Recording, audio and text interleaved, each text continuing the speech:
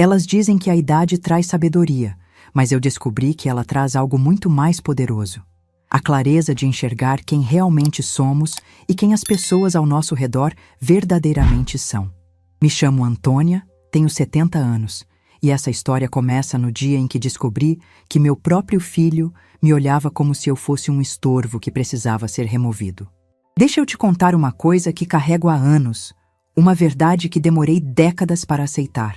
Não importa quantos anos você dedique a alguém, não importa quantas vezes você coloque os sonhos dessa pessoa na frente dos seus próprios. Isso não garante que você será vista como pessoa quando for conveniente te tratar como descartável. Naquele dia, eu estava na cozinha da minha casa, a mesma casa onde criei Fernando, onde passei 50 anos da minha vida cozinhando, limpando, esperando. Era uma tarde de quinta-feira, dessas que você nem imagina que vão marcar sua existência para sempre. Eu estava preparando um bolo de fubá, aquele que Fernando sempre dizia ser o preferido dele. Que ironia! O barulho da chave na fechadura me fez sorrir. Ele ainda tinha as chaves, claro. Afinal, era meu filho. Mas quando Fernando entrou naquela tarde, não trouxe o abraço costumeiro, não perguntou como eu estava passando. Ele entrou com Simone, sua esposa, e os dois carregavam uma pasta de documentos e uma expressão que eu nunca havia visto antes. Uma mistura de determinação e frieza que me gelou por dentro. "Oi, mãe", ele disse, mas nem sequer me olhou nos olhos. Seu olhar estava fixo na mesa da cozinha, aquela mesa de madeira maciça que Joaquim havia comprado quando nos casamos, há mais de 40 anos. A mesa onde eu havia servido milhares de café da manhã, almoços e jantares. A mesa onde Fernando fazia lição de casa quando criança, onde comemoramos seus aniversários, onde chorei sozinha tantas noites depois que Joaquim partiu. Simone se sentou primeiro, organizando os papéis com uma precisão quase cirúrgica. Ela sorriu para mim, mas era um sorriso diferente. Não era o sorriso de nora preocupada com a sogra idosa. Era o sorriso de quem está prestes a fechar um negócio. "Senta aqui, mãe", Fernando disse, puxando uma cadeira para mim. A mesma cadeira onde eu me sentava todas as manhãs para tomar meu café, observando o jardim que Joaquim plantou e que eu cuidava sozinha há 5 anos. Eu me sentei, ainda segurando o pano de prato nas mãos. Minhas mãos tremiam ligeiramente, não de medo, mas de uma intuição estranha, como se meu corpo soubesse que algo estava errado antes da minha mente processar. "Mãe, a gente precisa conversar sobre sua situação", Fernando começou, e a palavra situação soou como um diagnóstico médico ruim. "Você está ficando mais velha e a gente está preocupado." Simone abriu a pasta e começou a folhear documentos. Eu consegui ver meu nome impresso em várias folhas, mas as letras pareciam dançar na minha frente. Não porque eu não conseguisse ler, minha visão estava perfeita para minha idade, mas porque algo dentro de mim já sabia que o que estava acontecendo não era para meu bem. "Preocupados com o quê?", perguntei, e minha voz saiu mais fraca do que eu gostaria. Fernando trocou um olhar com Simone, como se tivessem ensaiado aquela conversa. E talvez tivessem mesmo. "Com sua segurança, mãe. Esta casa é muito grande para você, muito isolada. E se acontecer alguma coisa? Se você cair? Se alguém tentar entrar?" Eu olhei ao redor da minha cozinha. As paredes amarelas que eu havia pintado no ano anterior. Os azulejos que eu limpava religiosamente todas as manhãs. A geladeira cheia de comida que eu comprava toda semana, mesmo morando sozinha, porque Fernando às vezes aparecia para jantar. O forno onde eu havia assado milhares de bolos, pães, tortas. Onde estava o perigo que eles viam? "E tem a questão financeira", Simone acrescentou, sua voz doce como mel envenenado. "Sua aposentadoria é boa, mas você gasta muito mantendo esta casa. Não seria mais inteligente otimizar esses recursos?" Otimizar. A palavra ecoou na minha cabeça. Eles estavam falando da minha vida como se fosse uma planilha de Excel que precisava de ajustes. Fernando se inclinou para a frente, colocando as mãos sobre a mesa. As mesmas mãos que eu havia segurado quando ele deu os primeiros passos. As mesmas mãos que eu havia curado quando ele se machucava, brincando no quintal. As mesmas mãos que agora organizavam papéis que decidiriam meu futuro sem me consultar. "A gente encontrou uma solução perfeita, mãe", ele disse, e seus olhos finalmente encontraram os meus. Mas não era o olhar do meu menino. Era o olhar de um estranho calculista. A partir de agora, o banco vai transferir sua aposentadoria diretamente para a minha conta. Você não precisa se preocupar com contas, compras, nada disso. Você não precisa de nada, só de um cantinho para morrer. As palavras saíram da boca dele com uma naturalidade que me deixou sem ar. Um cantinho para morrer. Como se eu fosse um animal velho que precisava ser colocado num canto para não incomodar mais ninguém. Simone imediatamente complementou, como se quisesse suavizar o impacto das palavras do marido. O que Fernando quer dizer é que você merece descansar. A gente já conversou com uma residência maravilhosa para a terceira idade. Um lugar onde você vai ter companhia, atividades, cuidados médicos. Vai ser muito melhor do que ficar aqui sozinha. E a casa? Consegui perguntar, embora já soubesse a resposta. A casa já está praticamente vendida. Simone respondeu com um sorriso que tentava ser reconfortante. Encontramos um comprador que paga à vista. O dinheiro vai ser investido para garantir seu futuro na residência. Investido. Para garantir meu futuro. As palavras eram bonitas, mas eu conhecia a verdade por trás delas. Eles haviam decidido minha vida inteira sem me perguntar se era isso que eu queria. Engoli seco e não respondi. Não gritei, não chorei, não implorei. Uma parte de mim, a parte que havia sido criada para ser educada, para não causar problemas, para aceitar o que os homens da família decidiam, queria se conformar. Afinal, eu era só uma viúva de 70 anos. O que eu sabia sobre administrar dinheiro? O que eu sabia sobre segurança? Talvez eles estivessem certos. Mas havia outra parte de mim, uma parte que eu havia enterrado há décadas, que sussurrava: eles estão te roubando. Estão roubando sua dignidade, sua autonomia, sua vida. Fernando continuou falando, explicando os benefícios da decisão que eles haviam tomado por mim. Falou sobre como a residência tinha atividades para idosos, como eu faria novos amigos, como não precisaria me preocupar com a manutenção da casa. Simone acenava com a cabeça, ocasionalmente acrescentando detalhes sobre como tudo seria melhor para mim. Mas eu não estava mais ouvindo as palavras, estava observando os gestos, o modo como Fernando tamborilava os dedos na mesa quando falava sobre o dinheiro. O modo como Simone organizava e reorganizava os papéis, como se fosse um ritual de possessão. O modo como nenhum dos dois me perguntou o que eu queria. Durante toda aquela conversa, se é que poderia chamar aquilo de conversa, eu me lembrei de todas as vezes que havia abdicado dos meus sonhos pelos de Fernando. Quando abandonei o curso de pedagogia porque engravidei e uma mãe precisa se dedicar integralmente aos filhos, como minha própria mãe havia dito. Quando recusei a promoção no banco porque Fernando precisava de alguém para buscá-lo na escola. Quando não viajei com minhas amigas porque Fernando tinha jogos de futebol nos fins de semana e eu precisava estar lá para torcer por ele. 50 anos. 50 anos colocando Fernando em primeiro lugar. E agora ele estava ali, na minha mesa, decidindo que eu não merecia nem mesmo o direito de escolher onde morrer. Durante esses 30 anos trabalhando no Banco do Brasil, antes de Fernando nascer e depois até ele crescer, eu havia aprendido muita coisa sobre documentos, sobre leis, sobre direitos. Conheci Sr. Paulo quando ele era meu supervisor no banco. Um homem íntegro que sempre me ensinou que papel assinado é coisa séria, Antônia. Conheci doutora A. Regina na igreja que frequento há mais de 20 anos, uma advogada aposentada que sempre conversava comigo sobre a importância de as mulheres conhecerem seus direitos. Eles não sabiam que, mesmo depois de décadas sendo apenas uma mãe e esposa, eu ainda lembrava de cada lição sobre responsabilidade legal que havia aprendido. Você tem alguma pergunta, mãe? Fernando disse quando terminou sua explicação. Mas não era realmente uma pergunta. Era uma formalidade. Do jeito que ele falou, ficou claro que as decisões já estavam tomadas, e eu era apenas um detalhe administrativo a ser resolvido. Olhei para ele por um longo momento. Procurei nos seus olhos algum vestígio do menino que eu havia criado. O menino que corria para meus braços quando tinha pesadelos. O menino que me fazia cartinhas no Dia das Mães, dizendo que eu era a melhor mãe do mundo.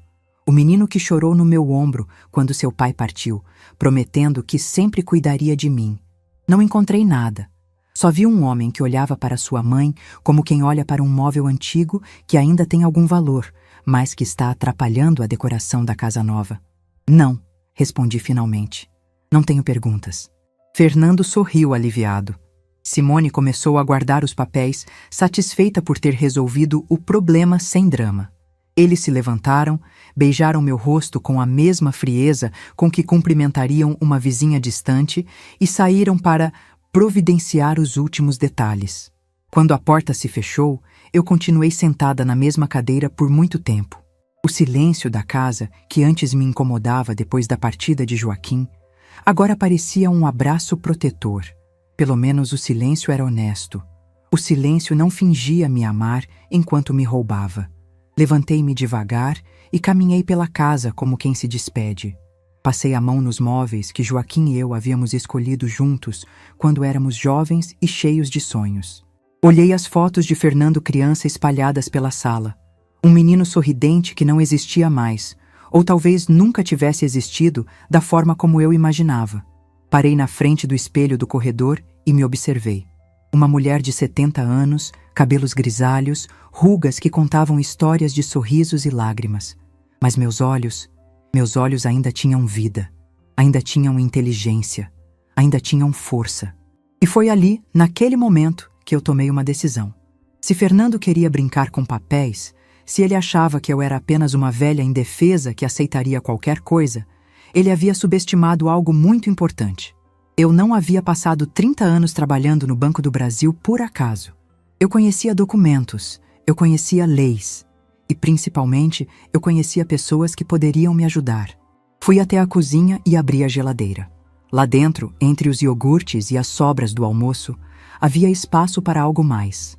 Algo que Fernando descobriria muito em breve. Sorri pela primeira vez naquele dia terrível. Não um sorriso de alegria, mas um sorriso de reconhecimento. Eu havia passado a vida inteira tentando ser a mãe perfeita, a esposa perfeita, a mulher que não incomodava ninguém. Mas talvez fosse hora de descobrir quem era Antônia quando parava de tentar agradar todo mundo. E Antônia, eu estava começando a perceber, tinha algumas surpresas guardadas. Para entender como chegamos naquele momento terrível na cozinha, preciso voltar um pouco no tempo. Preciso te contar sobre os 50 anos que antecederam aquela tarde. 50 anos onde eu sistematicamente coloquei a vida de todo mundo na frente da minha própria. E como essa generosidade foi se transformando numa prisão invisível. Faz exatos 5 anos que Joaquim partiu. Foi numa manhã de domingo, daquelas manhãs preguiçosas, onde a gente fica na cama conversando sobre bobagens. Ele estava falando sobre a aposentadoria dele, sobre as viagens que faríamos, sobre como seria bom termos mais tempo um para o outro depois de tantos anos criando Fernando e trabalhando. De repente, ele fez uma careta, levou a mão ao peito e disse: "Antônia, acho que estou com uma indigestão." Não foi indigestão. Foi seu coração dizendo que já havia batido o suficiente. Em 2 horas, eu passei de esposa para viúva. De Antônia e Joaquim para apenas Antônia. E a primeira pessoa que me ligou não foi minha irmã, não foi minha vizinha, não foi nenhuma das amigas que eu havia perdido ao longo dos anos por sempre cancelar nossos encontros quando Fernando precisava de alguma coisa. A primeira pessoa que ligou foi Fernando, e ele estava genuinamente desesperado. "Mãe, eu estou indo aí", ele disse, e sua voz tremia de um jeito que eu não ouvia desde que ele era criança. "Não faz nada, não decide nada. Eu cuido de tudo." E ele cuidou. Fernando organizou o velório, escolheu o caixão, decidiu as flores, escreveu o texto que seria lido na cerimônia. Simone ficou do meu lado o tempo todo, segurando minha mão, me oferecendo água, verificando se eu estava bem. Por alguns dias, eu me senti amparada. Por alguns dias eu pensei: que sorte eu tenho de ter um filho tão cuidadoso. Depois do enterro, Fernando não voltou para sua casa. Ele ficou comigo por 2 semanas, dormindo no quarto de hóspedes, me fazendo companhia, cozinhando quando eu não tinha forças para levantar da cama. Simone vinha todos os dias depois do trabalho, trazia comida pronta, organizava a casa, cuidava das roupas de Joaquim que eu ainda não conseguia doar. Durante essas 2 semanas, eles nunca mencionaram dinheiro, herança ou o que aconteceria comigo dali para frente. Era só cuidado, carinho, presença. Eu me sentia amada de uma forma que não experimentava há anos. Joaquim era um bom marido, mas ele nunca foi muito expressivo. Fernando adulto também era meio distante. Mas ali, na minha dor, eles estavam sendo exatamente o que eu precisava. Quando Fernando finalmente voltou para sua casa, eu senti um vazio imenso. Não só pela partida de Joaquim, mas pela partida dele também. A casa ficou grande demais, silenciosa demais. Cada objeto me lembrava de alguém que não estava mais ali. Foi quando as visitas semanais começaram. Todo domingo, Fernando e Simone apareciam para almoçar. Eu cozinhava a semana inteira pensando naquele momento. Fazia os pratos que Fernando mais gostava quando criança. Coxinha de frango, lasanha de carne, pavê de chocolate. A mesa ficava farta. A casa ficava cheia de vida por algumas horas. Durante esses almoços, Simone sempre elogiava alguma coisa da casa. Que lindos esses móveis, Dona Antônia! Que madeira de qualidade! Ou então, essa louça é uma relíquia, né? Não fazem mais peças assim. Ou ainda, que casa bem localizada a senhora tem. Aqui no centro é tão conveniente para tudo. Na época, eu achava que eram elogios genuínos. Simone sempre foi educada, sempre foi gentil comigo. Hoje eu entendo que aqueles não eram elogios, eram avaliações. Ela estava calculando o valor de cada peça, de cada cômodo, de cada metro quadrado da minha vida. Fernando, por sua vez, começou a fazer perguntas sutis sobre minhas finanças. Mãe, você está conseguindo pagar todas as contas? A aposentadoria está dando para tudo? Não está sendo muito puxado manter uma casa desse tamanho sozinha? Eu respondia que estava tudo bem, que eu dava conta, que não precisava se preocupar comigo. E era verdade. A aposentadoria minha e de Joaquim juntas davam para viver bem, ainda mais sem os gastos extras que tínhamos quando Fernando morava conosco. Mas ele insistia que eu devia facilitar as coisas para mim mesma. Facilitar se tornou a palavra-chave das nossas conversas. Facilitar as compras, facilitar o pagamento das contas, facilitar a manutenção da casa. E a solução para todas essas facilitações sempre envolvia Fernando, assumindo alguma responsabilidade por mim. Primeiro foram as compras do supermercado. Mãe, deixa que eu faço suas compras. É mais fácil para você, e eu posso pegar produtos melhores. Eu aceitei, porque realmente era mais cômodo. Fernando comprava e entregava tudo em casa. Só que eu notei que ele sempre trazia os recibos e anotava tudo numa caderninha. É para controle, mãe, para a senhora ver onde está gastando mais. Depois foram as contas da casa. Mãe, deixa eu organizar essas contas para a senhora. Posso colocar tudo em débito automático. É muito mais prático. Eu dei uma procuração limitada para ele poder resolver essas questões burocráticas. Afinal, Fernando sempre foi bom com números, sempre foi organizado. Então vieram as questões médicas. Mãe, você precisa fazer um check-up completo. Vou marcar tudo para a senhora. Vou te acompanhar nas consultas. E ele fez isso mesmo. Marcou, acompanhou, falou com os médicos, pegou os resultados. Eu me senti cuidada, protegida, mas em algum momento, sem eu perceber, eu parei de tomar minhas próprias decisões. Fernando decidia o que eu comia, através das compras, onde eu gastava dinheiro, através das contas, como eu cuidava da saúde, através dos médicos.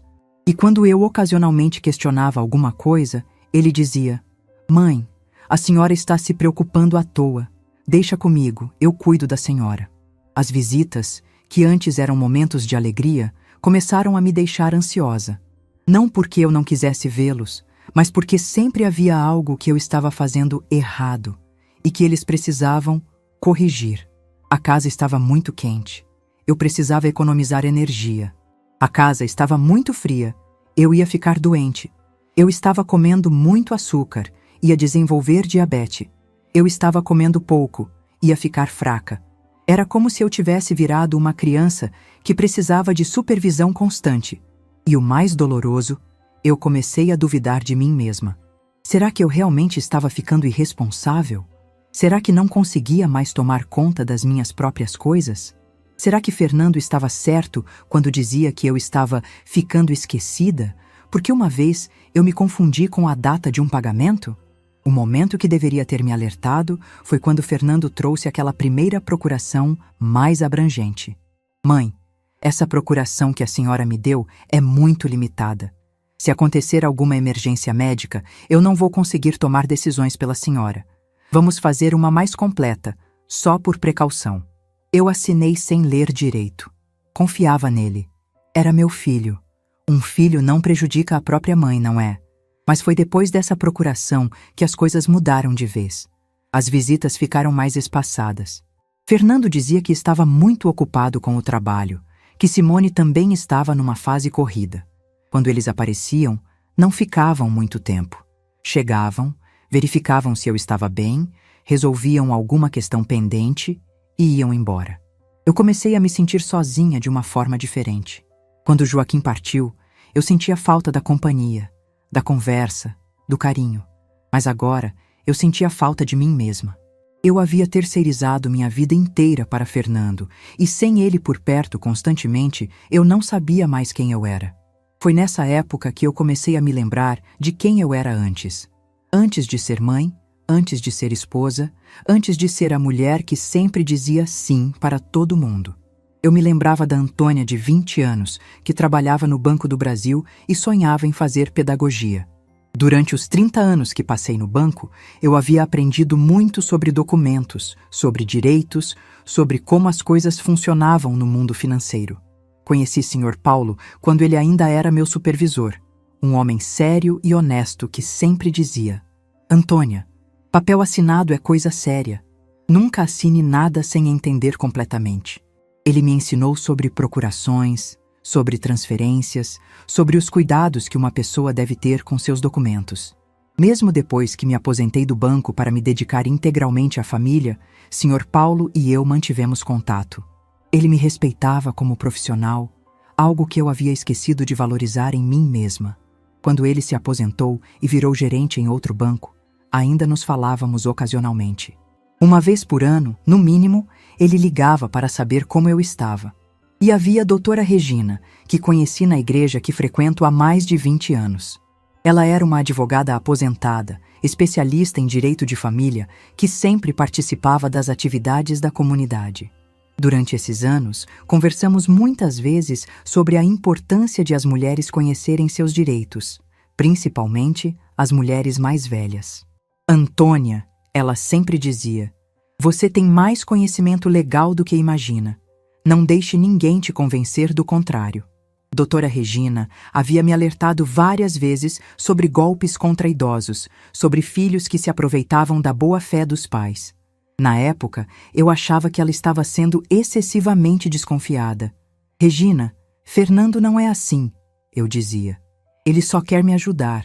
Ela sorria e respondia, espero que você esteja certa. Mas lembre-se, ajuda de verdade nunca envolve tirar sua autonomia. Durante esses meses de visitas espaçadas e solidão crescente, as palavras de doutora Regina ecoavam na minha cabeça. Eu comecei a questionar se o que Fernando estava fazendo era realmente ajuda ou se era algo mais complicado. Foi numa dessas noites solitárias, revirando álbuns de fotos antigas, que eu encontrei uma imagem que me chocou. Era uma foto minha aos 38 anos, no dia da formatura de Fernando no ensino médio. Eu estava sorrindo, mas meus olhos tinham uma tristeza profunda que eu não havia percebido na época. Naquele dia, Fernando havia sido aceito numa universidade em outra cidade. Eu deveria estar orgulhosa, e estava. Mas também estava triste, porque pela primeira vez em 18 anos, eu ia ficar sozinha comigo mesma. E eu não fazia ideia de quem era essa pessoa. Olhando aquela foto, eu entendi que Fernando havia aprendido a me ver da mesma forma que eu havia me ensinado a ser vista, como alguém que existia para servir, para facilitar, para resolver problemas. Não como uma pessoa com desejos, sonhos e direitos próprios. Eu havia criado o monstro que agora queria me devorar, mas também entendi outra coisa. Se eu havia me tornado essa pessoa, eu também podia me tornar outra. Afinal, por baixo de todas essas camadas de abnegação, de todas essas décadas de silêncio, ainda havia uma Antônia que sabia pensar, que sabia agir, que sabia lutar. A Antônia que havia trabalhado 30 anos no banco, que entendia de documentos e leis. A Antônia que tinha amigos como o Sr. Paulo e Doutora Regina, pessoas que me respeitavam e que poderiam me ajudar se eu precisasse. A Antônia que, por baixo de toda aquela submissão aparente, nunca havia realmente perdido sua inteligência ou sua força. E essa Antônia estava prestes a despertar. Porque eu havia descoberto algo importante. Não importa quantos anos você tenha passado sendo invisível, você sempre pode escolher voltar a ser vista. Não importa quantas vezes você tenha dito sim quando queria dizer não. Você sempre pode aprender a usar sua voz novamente. E quando uma mulher de 70 anos decide parar de ser invisível, quando ela decide usar toda a sabedoria e astúcia que acumulou ao longo de décadas de silêncio, bem, essa é uma força que pouca gente sabe como enfrentar. Depois daquela tarde terrível na cozinha, quando Fernando e Simone saíram para providenciar os últimos detalhes, eu fiquei sozinha com uma decisão que mudaria tudo. Mas primeiro, eu precisava ter certeza de que minhas suspeitas estavam corretas. Precisava confirmar que não era apenas paranoia de uma mulher idosa assustada. Na manhã seguinte, esperei até às 10 horas, horário em que eu sabia que Sr. Paulo sempre tomava seu café no banco onde havia trabalhado por 40 anos. Mesmo aposentado, ele mantinha o hábito de aparecer lá algumas manhãs por semana para conversar com os antigos colegas. Liguei para ele com as mãos tremendo. Sr. Paulo, aqui é a Antônia. Desculpa incomodar, mas eu preciso tirar uma dúvida sobre uns documentos. A voz dele, sempre tranquila e precisa, me acalmou imediatamente. Claro, Antônia. Pode falar. Aconteceu alguma coisa? Expliquei sobre as procurações que havia assinado, sobre as mudanças que Fernando queria fazer na minha aposentadoria, sobre a venda da casa. Sr. Paulo me ouviu em silêncio, fazendo algumas perguntas pontuais sobre datas e detalhes. Antônia, ele disse finalmente, e sua voz tinha uma gravidade que me gelou o sangue. Você pode me mostrar essas procurações? Eu gostaria de dar uma olhada nelas pessoalmente. Posso sim. Mas por quê? Tem alguma coisa errada? Prefiro não especular por telefone. Você pode vir aqui no banco esta tarde? Traga todos os documentos que você tem. E Antônia, não comente com Fernando sobre nossa conversa até a gente se ver. O tom dele me assustou mais do que qualquer coisa que Fernando pudesse ter dito. Sr. Paulo não era homem de drama ou exagero. Se ele estava preocupado, era porque havia motivo real para isso. Passei a manhã organizando todos os papéis que Fernando havia me dado para assinar ao longo dos últimos meses. Eram mais do que eu me lembrava. Uma pilha considerável de documentos que eu havia assinado, confiando cegamente nele. Quando cheguei ao banco, Sr. Paulo me recebeu numa sala reservada. Ele colocou os óculos de leitura e começou a examinar cada papel com a meticulosidade de quem passou décadas lidando com documentos financeiros. O silêncio se esticou por vários minutos. Eu observava o rosto dele, procurando pistas sobre o que estava descobrindo. Suas sobrancelhas se franziram. Ele pegou uma lupa para examinar algo mais de perto. Balançou a cabeça. Antônia, ele disse finalmente, tirando os óculos e me olhando diretamente nos olhos. Preciso te fazer uma pergunta muito séria. Você se lembra de ter assinado uma procuração que dava permissão para Fernando transferir sua aposentadoria permanentemente para a conta dele? Não, respondi imediatamente. Eu só assinei uma procuração para ele poder resolver contas básicas, pagar algumas coisas para mim. Nada sobre transferir minha aposentadoria. Sr. Paulo pegou um dos documentos e me mostrou. Então me explica isso aqui. Era uma procuração com minha assinatura. Definitivamente minha assinatura.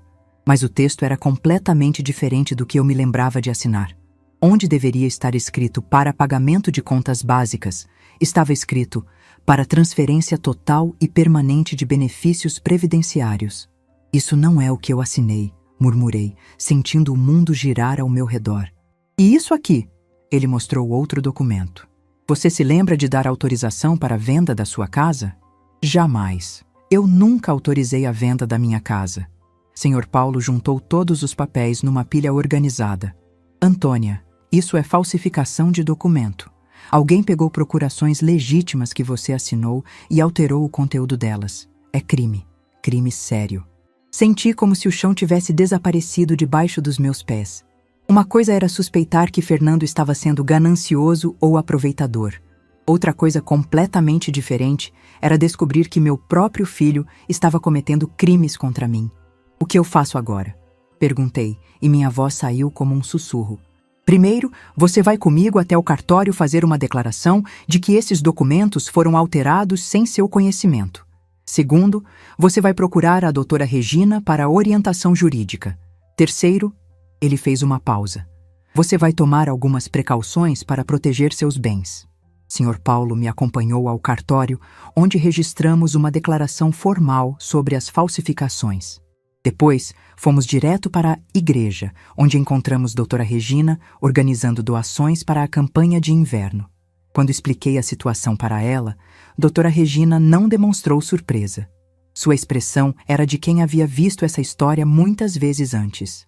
Antônia, você está em uma situação delicada, mas não impossível de resolver, ela disse com a segurança de quem conhecia a lei. Mas vamos precisar agir rápido e de forma inteligente.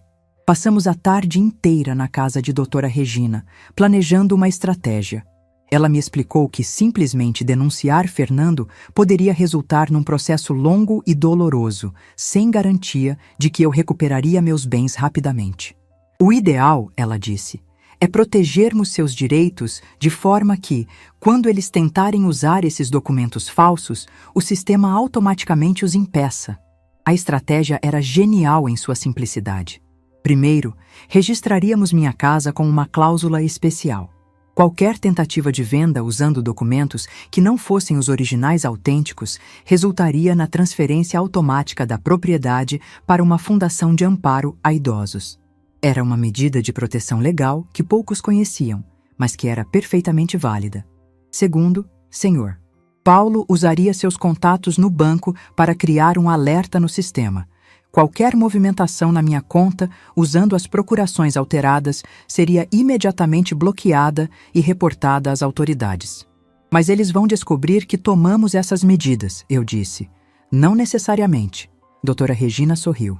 Essas proteções só se ativam quando alguém tenta usar documentos fraudulentos. Se Fernando não tentar nada, nunca saberemos que as proteções existem. Era um teste perfeito. Se Fernando realmente só queria me ajudar, como ele sempre dizia, nada disso afetaria nossa relação. Mas se ele estava planejando me roubar, saí da casa de doutora Regina com uma pasta cheia de documentos verdadeiros e uma sensação estranha de poder. Pela primeira vez em meses, eu não me sentia como uma vítima indefesa. Eu me sentia como alguém que estava no controle da situação, mas ainda havia uma coisa que eu queria fazer. Uma coisa que não era necessária para proteger meus bens, mas que era importante para minha própria paz de espírito. Quando cheguei em casa naquela noite, peguei as cópias dos documentos falsificados que Sr. Paulo havia me dado e levei para a cozinha. Olhei para a geladeira. Aquela geladeira onde Fernando sempre pegava água quando chegava, onde ele se sentia em casa, onde ele nunca imaginaria que eu pudesse guardar alguma coisa importante. Peguei uma forma de pudim grande, coloquei os documentos falsificados dentro dela em um saco plástico transparente e enchi a forma com água. Levei ao freezer. Em algumas horas, eu teria um bloco de gelo perfeito com as provas do crime de Fernando bem no centro, impossível de negar, impossível de destruir rapidamente. Não era necessário para a estratégia legal, mas era necessário para mim. Durante décadas, Fernando me havia tratado como se eu fosse invisível, como se eu não tivesse inteligência suficiente para entender o que estava acontecendo ao meu redor. Agora eu queria que ele soubesse que eu não só havia entendido tudo, como havia me preparado para isso. O gelo representava exatamente o que eles haviam tentado fazer comigo: congelar minha voz, minha autonomia, minha capacidade de reação. Mas eu estava virando o jogo. Eu estava congelando a verdade deles, preservando as provas, mostrando que uma mulher de 70 anos podia ser muito mais esperta do que eles imaginavam. 3 dias depois, Fernando me ligou. Mãe, a gente precisa conversar sobre os papéis da casa. O comprador está com pressa e tem algumas assinaturas que faltaram. Posso passar aí hoje à noite? Pode sim, filho. Eu vou estar aqui. Desliguei o telefone e sorri. O bloco de gelo estava perfeito no freezer. Os documentos verdadeiros estavam protegidos no cartório. As armadilhas legais estavam armadas. Senhor Paulo e doutora Regina sabiam exatamente o que fazer quando Fernando tentasse usar os documentos falsos. E eu finalmente me sentia como a Antônia que havia sido enterrada por 50 anos de abnegação. Uma mulher inteligente, preparada, que não se deixaria enganar ou manipular nunca mais. Fernando chegou às 7 da noite, com Simone e uma pasta ainda maior de documentos. Eles entraram na minha casa com a confiança de quem achava que já havia vencido o jogo. Mãe, trouxemos os papéis finais, Fernando disse, espalhando documentos na mesa da cozinha. É só assinar aqui, aqui e aqui, e a venda está finalizada. O dinheiro já vai estar disponível amanhã. E minha mudança para a residência? Perguntei, fingindo a submissão que eles esperavam. Tudo certo, Simone respondeu com aquele sorriso falso.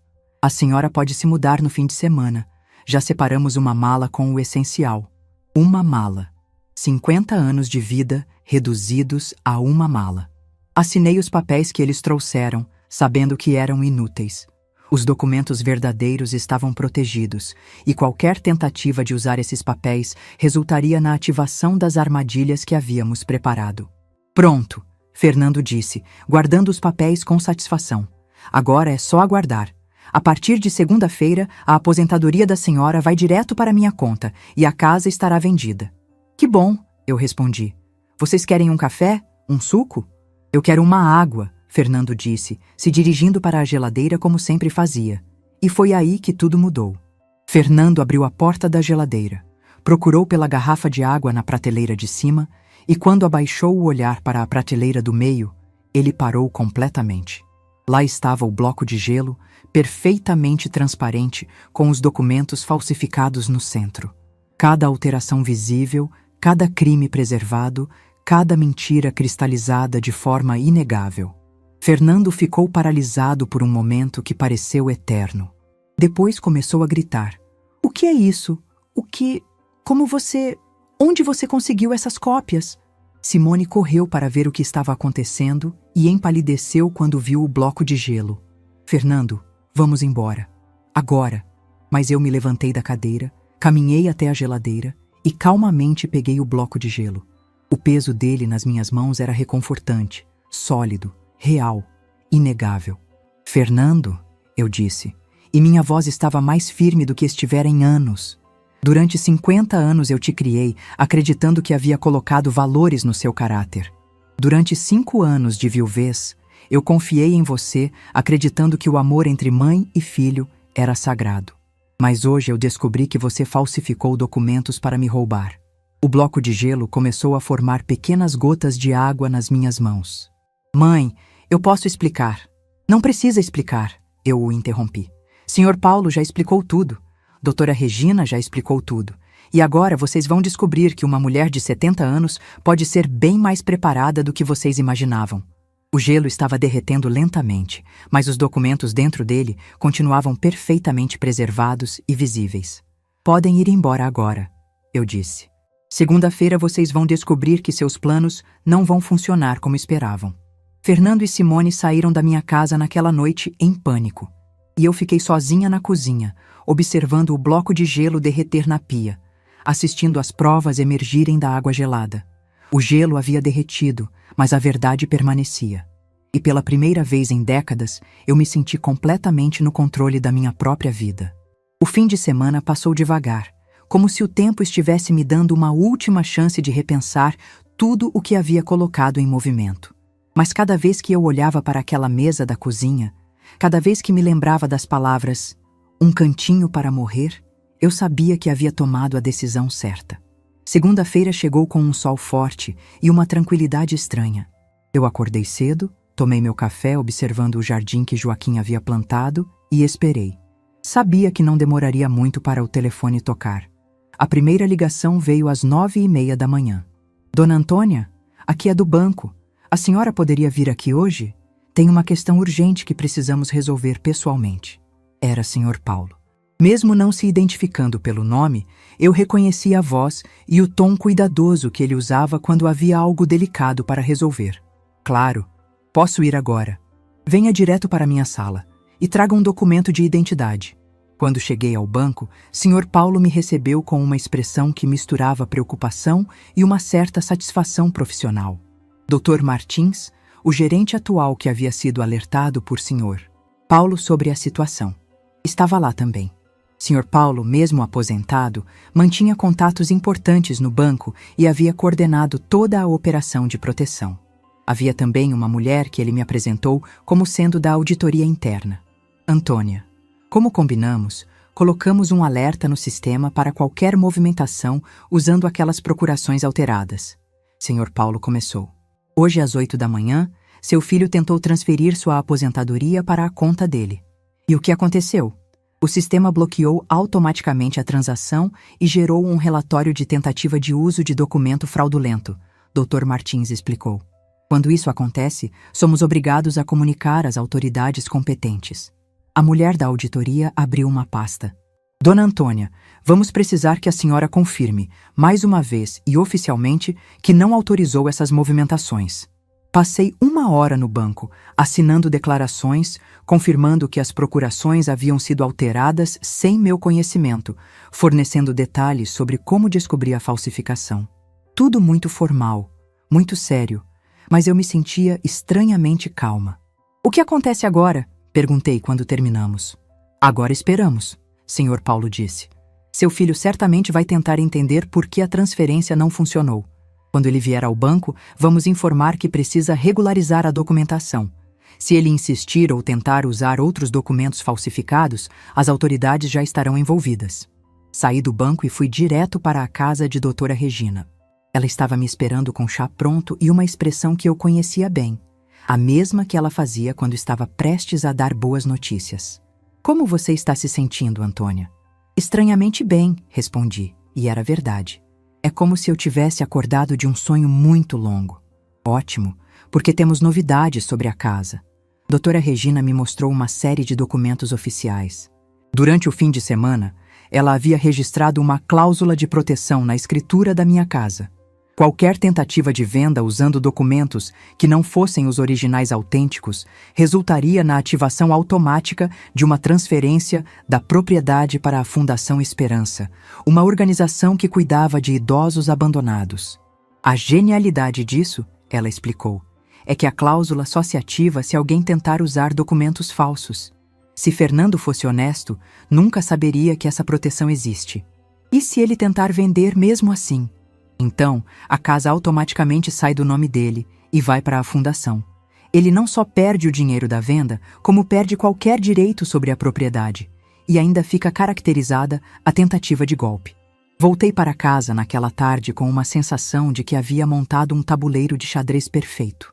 Cada peça estava no lugar certo. Agora era só aguardar os movimentos do oponente. Não precisei esperar muito. Fernando me ligou às 4 da tarde. E pela primeira vez em meses, sua voz não tinha aquele tom condescendente de quem fala com uma criança. Estava nervoso, confuso, ligeiramente desesperado. Mãe, aconteceu um problema no banco. Eles estão dizendo que tem alguma coisa errada com a procuração. Posso passar aí para a gente resolver isso juntas? Claro, filho. Você sabe que pode vir aqui sempre que precisar. Fernando chegou 1 hora depois, sozinho. Simone, aparentemente, havia decidido que era melhor não aparecer. Ele entrou na minha casa com uma agitação que eu nunca havia visto antes. Mexia os papéis nervosamente, olhava para os lados como se esperasse encontrar alguma coisa. Evitava meu olhar direto. Mãe, o banco está fazendo um escândalo à toa, ele começou, sentando na mesa da cozinha. A mesma mesa onde, poucos dias antes, ele havia me dito que eu só precisava de um cantinho para morrer. Eles estão dizendo que tem problema com a procuração, mas é a mesma que a senhora assinou. Não entendo o que pode estar errado. Eu me sentei na minha cadeira, observando meu filho mentir para mim com uma facilidade que me deixou assustada. Quantas vezes ele havia feito isso antes sem eu perceber? Que estranho, respondi calmamente. O que exatamente eles disseram? Alguma coisa sobre documentação irregular, sobre precisar de novos papéis? Mãe, a senhora tem certeza de que não conversou com ninguém sobre isso? E ali estava, a pergunta que eu estava esperando.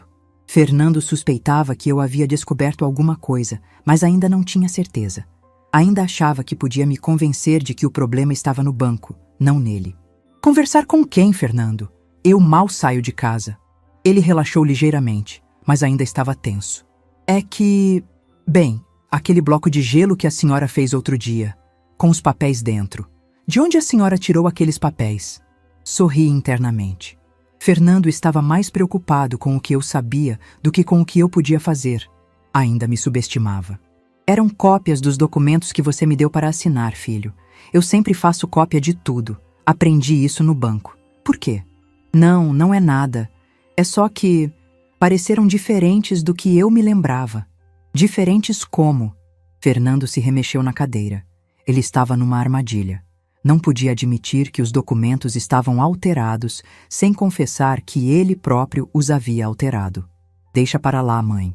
O importante agora é resolver a situação no banco. A senhora pode ir lá comigo amanhã para explicar que assinou tudo por vontade própria? Claro que posso. Eu sempre coopero com você, não é? Ele sorriu, aliviado, e eu quase senti pena dele. Quase. Fernando saiu da minha casa naquela noite, acreditando que ainda podia controlar a situação. Que eu era a mesma mulher submissa de sempre, disposta a assinar qualquer coisa que ele colocasse na minha frente. Mas na manhã seguinte, quando chegamos ao banco, a realidade o atingiu como um bloco de gelo derretendo. Dr. Martins, o gerente atual que havia sido alertado por Sr. Paulo sobre a situação, nos recebeu numa sala fechada. Senhor, Paulo estava lá também. Mesmo aposentado, ele mantinha contatos no banco e havia coordenado toda a operação de proteção. 2 homens de terno se apresentaram como sendo da Polícia Civil, setor de crimes financeiros. Senhor Fernando, um dos policiais disse, precisamos esclarecer algumas questões sobre documentos apresentados para a movimentação da conta de sua mãe. Vi Fernando empalidecer. Suas mãos começaram a tremer ligeiramente. Que tipo de questões? Documentos que foram adulterados, Sr. Paulo respondeu, colocando na mesa as cópias originais que eu havia assinado ao lado das versões alteradas que Fernando havia apresentado. Sua mãe nunca autorizou transferência permanente de aposentadoria, nem venda da casa dela. Fernando olhou para mim com uma expressão de desespero e traição. Mãe, a senhora. Como a senhora sabia disso? Eu sabia que alguma coisa estava errada quando você disse que eu só precisava de um cantinho para morrer. Respondi calmamente. Uma mãe não esquece uma frase dessas. O policial continuou. Senhor Fernando, o senhor está sendo acusado de falsificação de documento e tentativa de estelionato contra pessoa idosa. Tem alguma coisa a declarar? Fernando tentou explicar, tentou dizer que era tudo um mal-entendido, que ele só queria cuidar de mim, que Simone é que havia tido a ideia. Mas cada palavra só o afundava mais. Onde está sua esposa? O policial perguntou. Ela está... não sei. Senhor Fernando, sua esposa tentou se apresentar hoje de manhã numa imobiliária para finalizar a venda da casa da sua mãe, usando documentos que sabemos agora serem falsificados. Foi aí que eu soube que a armadilha havia funcionado perfeitamente. Simone havia tentado levar o golpe até o fim, e a cláusula de proteção de doutora Regina havia se ativado automaticamente. Simone foi presa há 2 horas. O policial continuou. A venda foi bloqueada, a propriedade foi transferida temporariamente para a proteção legal e ela está respondendo por estelionato qualificado. Fernando desabou. Começou a chorar como eu não via desde que ele era criança, mas não eram lágrimas de arrependimento. Eram lágrimas de quem havia perdido tudo e não conseguia entender como. Mãe, me perdoa. Eu não queria. Era para ser só temporário. A gente ia devolver tudo. Mas eu não disse nada. Apenas observei meu filho desmoronar e pela primeira vez em décadas não senti vontade de consolá-lo, de resolver seus problemas, de colocar suas necessidades na frente das minhas. Fernando foi levado para prestar depoimentos. Por ter sido parcialmente influenciado por Simone e por não ter antecedentes criminais, ele recebeu uma pena mais leve, serviços comunitários e perda de qualquer direito sobre meus bens. Mas o processo seria público e todo mundo da cidade ficaria sabendo do que ele havia tentado fazer com a própria mãe. Simone não teve a mesma sorte. A investigação revelou que ela já havia aplicado golpes similares em outros idosos da própria família. Foi condenada a 3 anos de prisão. No final daquela semana, eu estava sozinha na minha casa novamente. Mas era uma solidão completamente diferente da que eu havia sentido depois da partida de Joaquim. Desta vez, eu estava sozinha por escolha.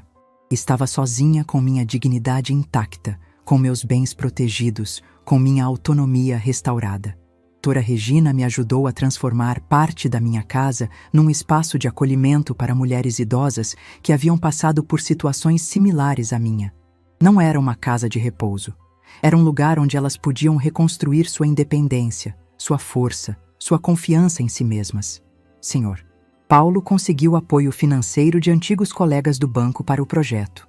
Em poucos meses, a Casa Antônia estava funcionando plenamente, oferecendo não apenas moradia, mas também orientação legal e psicológica para mulheres que haviam sido abandonadas ou exploradas pelas próprias famílias. Ironia do destino. O dinheiro que Fernando e Simone queriam roubar de mim acabou sendo usado exatamente para ajudar outras pessoas na mesma situação que eles haviam tentado me colocar. E aquela mala que Simone havia mencionado, com o essencial para minha nova vida humilhante? Eu a doei para o projeto, cheia de roupas novas para mulheres que, como eu, estavam recomeçando suas vidas com dignidade. Mas a maior vitória não foi financeira, foi pessoal. Pela primeira vez em 50 anos, eu acordava toda manhã sabendo que as decisões da minha vida eram minhas.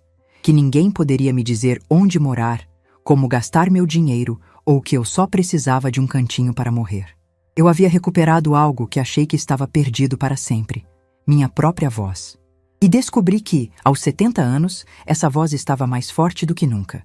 6 meses se passaram desde aquele dia no banco, quando a casa de cartas de Fernando desabou completamente. 6 meses durante os quais eu construí uma vida que jamais imaginei ser possível aos 70 anos. A Casa Antônia estava funcionando plenamente, abrigando 8 mulheres entre 60 e 80 anos que, como eu, haviam descoberto que família nem sempre significa proteção. Todas as manhãs, eu acordava com o som de vozes na cozinha. Não vozes que decidiam minha vida por mim, mas vozes que compartilhavam café, planos e esperanças. Dona Mercedes, de 78 anos, havia sido expulsa de casa pelo filho para que ele pudesse vender o imóvel. Dona Clara, de 65, descobriu que a nora estava desviando sua aposentadoria há 3 anos. E havia Dona Esperança, de 72 anos, que me lembrava tanto de mim mesma. Uma mulher que havia passado a vida inteira sendo invisível até decidir que era hora de ser vista. Naquela manhã de sábado, eu estava no jardim com as meninas. Assim nós nos chamávamos carinhosamente, cuidando das hortaliças que havíamos plantado juntas. Era incrível como aquelas plantas me ensinavam sobre recomeços. Você pode transplantar uma muda para um solo melhor e ela vai florescer de formas que nunca imaginou serem possíveis. Dona Antônia, Dona Mercedes me chamou. Tem um homem na porta perguntando pela senhora. Meu coração deu um pulo. Nos últimos 6 meses, Fernando havia tentado me contactar várias vezes. Ligações que eu não atendia, cartas que eu não abria, recados através de conhecidos em comum que eu educadamente ignorava. Eu não estava pronta para vê-lo. Não sabia se algum dia estaria. Mas quando olhei em direção ao portão, vi uma figura que eu mal reconheci. O homem que estava ali não era o Fernando arrogante que havia entrado na minha cozinha 6 meses atrás, falando sobre cantinhos para morrer. Este homem estava magro, com o rosto marcado por noites mal dormidas e ombros curvados pelo peso de consequências que ele finalmente havia entendido. Mãe, ele disse quando me aproximei do portão, e sua voz tremia como quando ele era criança e havia quebrado alguma coisa importante. Posso conversar com a senhora? As outras mulheres haviam parado de trabalhar no jardim e observavam a cena de longe. Elas sabiam minha história. Todas sabiam as histórias umas das outras. Era parte do processo de cura compartilhar o peso das traições familiares. O que você quer, Fernando? Quero pedir perdão. Quero tentar explicar. Olhei para aquele homem que eu havia criado, que havia carregado no colo, que havia ensinado a andar, a falar, a sonhar. O menino que costumava me abraçar e dizer que eu era a melhor mãe do mundo. Onde ele havia se perdido? Onde eu havia falhado? Explicar o quê? Como você falsificou documentos para me roubar?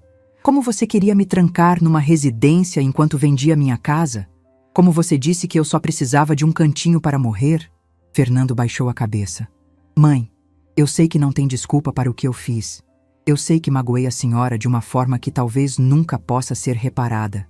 Mas eu preciso que a senhora saiba que eu me arrependo. Todo dia, toda noite, eu me arrependo. E Simone?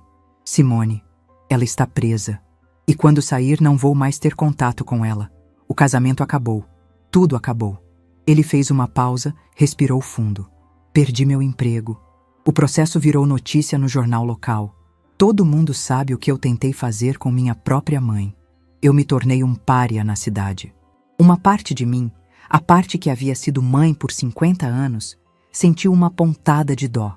Mas uma parte maior, a parte que havia aprendido a se valorizar, permaneceu firme. E você acha que eu deveria sentir pena de você? Não, mãe, não acho. Você não deve nada para mim. Na verdade, é o contrário. Eu devo tudo para a senhora e tentei roubar até isso. Fernando olhou para a casa atrás de mim, observando as outras mulheres que haviam voltado ao trabalho no jardim, mas ainda prestavam atenção na nossa conversa. O que é isso aqui, mãe? É minha vida nova, respondi simplesmente. É um lugar onde mulheres como eu, mulheres que foram abandonadas ou traídas pelas próprias famílias, podem reconstruir sua dignidade. Com o dinheiro que você e Simone tentaram me roubar, sim. Irônico, não é? O dinheiro que vocês queriam usar para me isolar acabou sendo usado para me conectar com pessoas que realmente me valorizam. Fernando ficou em silêncio por um longo tempo, observando a movimentação da casa. Dona Mercedes estava ensinando Dona Clara a fazer pão caseiro. Dona Esperança estava lendo um livro na varanda. Ela havia voltado a estudar aos 72 anos, uma coisa que sempre quis fazer, mas nunca teve permissão do marido. Outras estavam conversando, rindo, simplesmente existindo sem pedir licença para ocupar espaço. Mãe, Fernando disse finalmente, a senhora parece feliz. E era verdade. Pela primeira vez em décadas, eu estava genuinamente feliz. Não aquela felicidade de quem se contenta com as migalhas que sobram da vida dos outros, mas a felicidade profunda de quem descobriu seu próprio valor. Estou feliz, Fernando. Mais feliz do que estive em anos. Sem mim. A palavra ficou suspensa no ar entre nós. Era uma constatação, não uma pergunta. Sim, sem você. Sem ninguém decidindo por mim. Sem ninguém me tratando como um fardo ou um estorvo. Sem ninguém me dizendo que eu só preciso de um cantinho para morrer. Fernando fechou os olhos, como se as palavras fossem tapas físicos. Mãe, eu não sei como pedir perdão por isso. Eu não sei como consertar o que quebrei. Talvez não possa ser consertado, Fernando. Talvez algumas coisas, quando quebram, não devam ser coladas de volta. Talvez seja melhor usar os cacos para construir alguma coisa completamente nova. O que isso significa?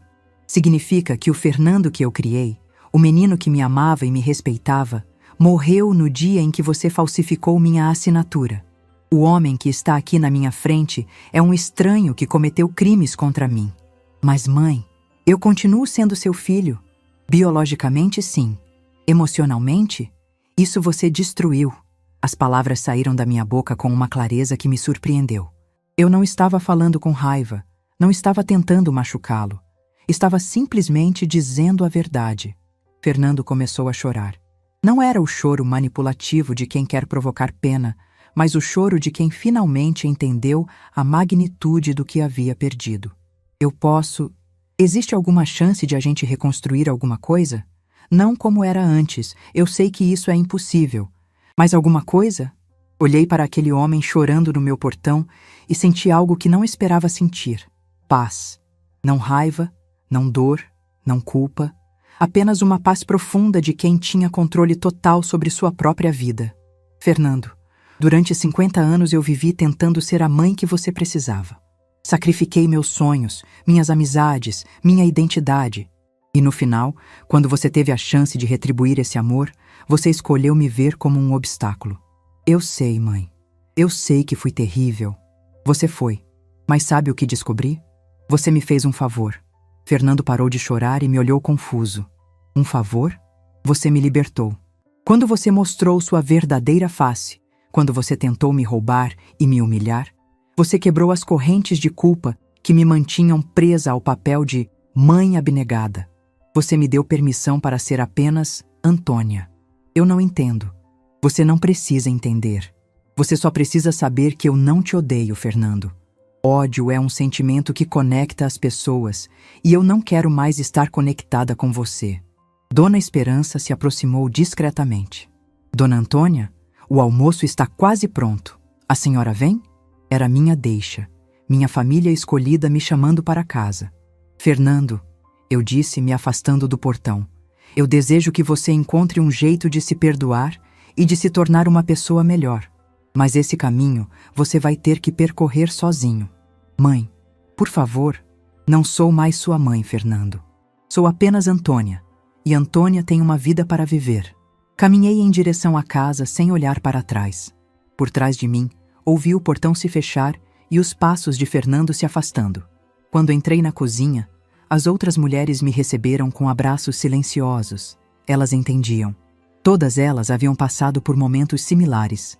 Momentos em que tiveram que escolher entre o amor próprio e a culpa familiar. Como você está se sentindo? Dona Mercedes perguntou. Livre, respondi, e pela primeira vez a palavra saiu da minha boca com total convicção. Livre para ser quem eu quisesse ser. Livre para construir relacionamentos baseados em respeito mútuo. Livre para acordar toda manhã sabendo que ninguém ia decidir meu destino por mim. Aos 70 anos, eu havia finalmente aprendido a diferença entre ser amada e ser respeitada. E havia escolhido o respeito. 3 meses se passaram desde o dia em que Fernando apareceu no meu portão. Durante esse tempo, ele tentou me contactar mais algumas vezes. Cartas deixadas na caixa de correio que eu entregava diretamente para a doutora Regina sem abrir. Telefonemas que eu simplesmente desligava quando ouvia sua voz. Não era crueldade, era autopreservação. A Casa Antônia havia se tornado mais do que eu jamais sonhei. Além das 8 mulheres que moravam conosco, recebíamos visitas semanais de outras senhoras da cidade, que vinham para nossas rodas de conversa, nossos almoços comunitários, nossas aulas de artesanato. Doutora Regina dava palestras mensais sobre direitos legais. Senhor Paulo havia trazido um contador amigo para ensinar educação financeira básica. Era uma manhã de terça-feira quando Dona Clara veio me procurar na cozinha com uma expressão preocupada. Dona Antônia, tem um moço lá fora perguntando pela casa. Diz que é jornalista. Meu primeiro pensamento foi que Fernando havia feito alguma coisa para chamar a atenção da imprensa novamente. Mas quando fui até a porta, encontrei um jovem de uns 30 anos com um sorriso gentil e um gravador na mão. Dona Antônia? Meu nome é Gabriel, sou repórter do Jornal da Capital. Estou fazendo uma matéria sobre iniciativas de acolhimento para idosos e soube sobre seu projeto aqui. Uma matéria? É que a história da senhora chegou até nós. Uma mulher que transformou uma tentativa de golpe familiar num projeto social de empoderamento. É inspirador. A senhora aceitaria conversar comigo? Olhei para trás e vi todas as mulheres da casa me observando da janela. Durante quase 1 ano, nossa história havia sido privada. Nossa cura havia acontecido longe dos olhares externos. Mas talvez fosse hora de outras pessoas saberem que existiam alternativas para mulheres na nossa situação. Pode entrar, mas vou querer que as outras mulheres participem também. Esta não é só minha história. O que se seguiu foram 2 horas das conversas mais honestas e emocionantes que já tive. Gabriel era um jornalista sensível, que fazia as perguntas certas e ouvia as respostas com genuíno interesse. Cada uma de nós contou sua história. Não como vítimas buscando pena, mas como mulheres que haviam encontrado força na união. Dona Mercedes falou sobre como havia descoberto que ter 78 anos não significava que ela tinha que aceitar ser maltratada.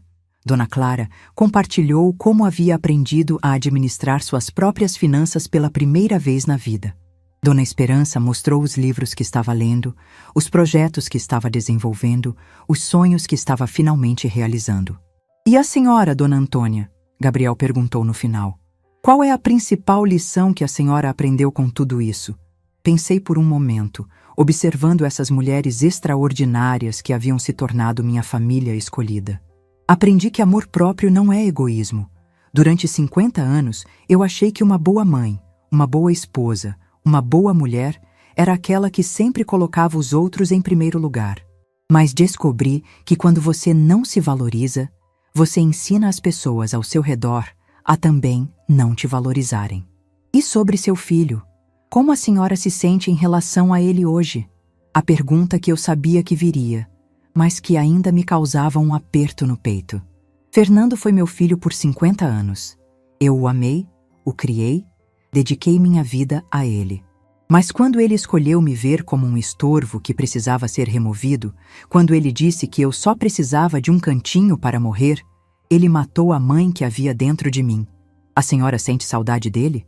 Sinto saudade do menino que ele foi, mas não sinto falta do homem que ele se tornou. Gabriel desligou o gravador e guardou suas coisas. Dona Antônia, a senhora tem ideia do impacto que sua história pode ter? Quantas mulheres estão passando pela mesma situação e acham que não tem alternativa? Se nossa história puder ajudar uma pessoa sequer a se valorizar, já valeu a pena. A matéria foi publicada 2 semanas depois na edição de domingo do jornal. Com o título Aos 70 anos, ela transformou traição familiar em projeto de empoderamento. A repercussão foi muito maior do que qualquer uma de nós esperava. Começaram a chegar cartas de todo o país. Mulheres contando histórias similares, pedindo conselhos, compartilhando suas próprias experiências de abandono familiar. Algumas queriam visitar a Casa Antônia para conhecer nosso projeto.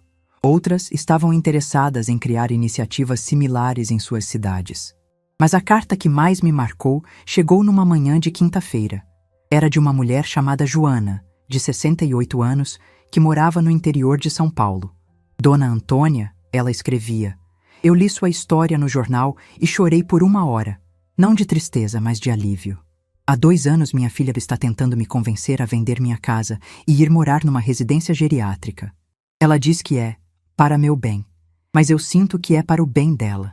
Depois de ler sobre a senhora, eu entendi que não sou obrigada a aceitar isso. Não sou obrigada a ser grata por migalhas de atenção. Obrigada por me mostrar que mulheres da nossa idade podem recomeçar. Era exatamente isso que eu queria. Mostrar para outras mulheres que elas tinham escolhas, que elas tinham valor, que idade não era sinônimo de invisibilidade.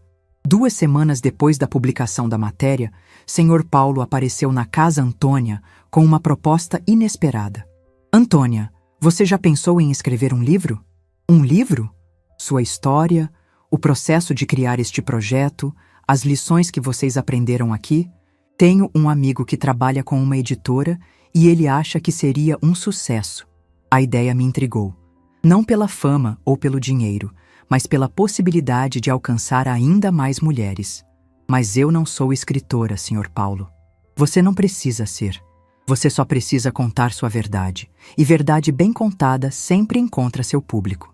Foi assim que aos 70 anos eu me tornei escritora. Passei os meses seguintes escrevendo sobre minha jornada. Não só os eventos recentes, mas toda a vida de abnegação que me levou até aquele momento na cozinha, quando Fernando disse que eu só precisava de um cantinho para morrer. O livro se chamou Além do Cantinho, como aprendi a viver aos 70 anos, e foi lançado no meu aniversário de 71 anos. A festa de lançamento foi aqui na Casa Antônia, no jardim que nós mesmas havíamos plantado, cercada pelas mulheres que se tornaram minha verdadeira família. Mas a maior surpresa da noite foi quando doutora Regina se levantou para fazer um brinde. Antônia, há 2 anos você me procurou assustada, achando que estava perdendo tudo. Hoje você está aqui, autora de um livro, diretora de um projeto social que inspira pessoas no país inteiro e, mais importante, livre para ser exatamente quem você escolheu ser. As vendas do livro superaram todas as expectativas. Mais importante que isso, cartas começaram a chegar de mulheres que haviam lido minha história e tomado decisões corajosas em suas próprias vidas. Mulheres que disseram não para filhos autoritários, que se recusaram a ser tratadas como fardos, que descobriram que tinham direito à felicidade mesmo depois dos 60, 70, 80 anos. Uma manhã, quase 2 anos depois daquele primeiro encontro com Fernando no portão, eu estava regando as plantas quando Dona Mercedes me chamou. Antônia, tem alguém te procurando. Meu coração acelerou por um segundo, pensando que poderia ser Fernando novamente. Mas quando me virei, vi uma mulher de uns 45 anos, com uma mala na mão e lágrimas nos olhos. Dona Antônia, meu nome é Cristina, eu li seu livro. Minha mãe, ela está passando pela mesma situação que a senhora passou. Meu irmão quer interná-la e vender a casa dela. Ela tem 75 anos e está desesperada. Eu trouxe ela comigo. Ela está no carro, com medo de incomodar. Vocês poderiam conversar com ela? E ali estava a resposta para a pergunta que eu havia feito há 2 anos. Para que serve uma vida de sofrimento se não for para impedir que outras pessoas passem pelo mesmo? A mãe de Cristina se chamava Isabel. Quando ela saiu do carro, vi em seus olhos o mesmo medo e confusão que eu havia sentido naquela tarde na cozinha. Mas também vi algo mais, uma fagulha de esperança. Dona Isabel, eu disse, estendendo minha mão para ela. Bem-vinda à Casa Antônia. Aqui, nenhuma mulher é um estorvo. Aqui, todas nós aprendemos que é possível recomeçar quantas vezes for necessário. Hoje, eu acordo toda manhã sabendo exatamente quem eu sou. Não sou a mãe de Fernando. Esse título ele perdeu quando escolheu me tratar como descartável. Não sou a viúva de Joaquim. Essa identidade eu deixei para trás quando decidi que mereço ser mais do que uma sombra do passado. Eu sou Antônia, apenas Antônia. Uma mulher que aprendeu que amor próprio não tem idade, que dignidade não se negocia e que às vezes a maior prova de amor que podemos dar para alguém é nos recusarmos a aceitar migalhas. Fernando ainda passa pela rua às vezes. Eu o vejo da janela, caminhando devagar, olhando para a casa onde ele cresceu e que agora abriga mulheres que, como sua mãe, se recusaram a morrer em cantinhos. Ele diminui o passo quando passa aqui. Às vezes para por alguns segundos, como se quisesse bater no portão. Mas nunca bate. E eu nunca saio, porque aprendi que algumas pontes, quando queimadas, não devem ser reconstruídas. Não por raiva, não por vingança, mas por amor próprio, por respeito à mulher que eu me tornei quando finalmente parei de tentar agradar quem não me merecia. O gelo derreteu. As provas emergiram. A verdade veio à tona. E eu, finalmente, emergi também. Não como a mãe de alguém, não como a esposa de alguém, mas como Antônia, apenas Antônia. E descobri que isso é mais do que suficiente. Se essa história tocou seu coração, deixe seu like, se inscreva no canal e comente aqui embaixo. No meu lugar, o que você faria? Sua mensagem pode iluminar o dia de alguém.